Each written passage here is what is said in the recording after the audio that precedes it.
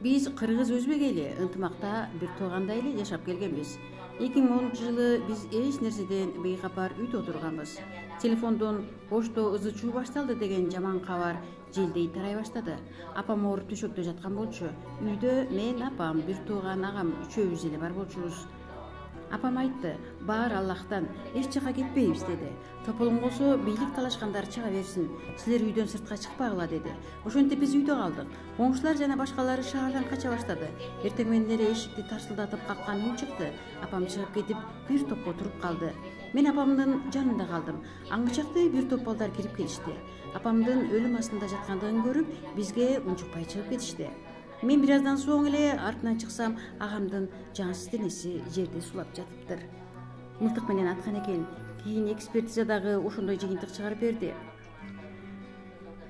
Айлана күйүп түтүн басып, эшикте бир жан жок жардам сурайын десем, ошентип агамдын сөөгүн огородко картошка көмгөндөй эле жерди казып көмүп койдук. Бийлай берип көзүбүздөн жаш деле чыкпай калды. Элдин көбү Өзбекстанга качышты. Канча деген адамдар бейажал курман болушту. Саясатчылар уруш чыгарды, карапайым эл болсо запкысын чекти. Мамлекет агамдын балдарына компенсация төлөп берди. Бирок агамдын орду жүрөгүмдө толбой турат. Биз дин жолунда тарбия алганбыз. Ошол себептен бул дагы Кудайдын сыноосу деп кабыл алдык. Эч кимди күнөөлөбөйбүз. Агамды аткан адамды дагы чын жүрөгүмдөн кечирдим.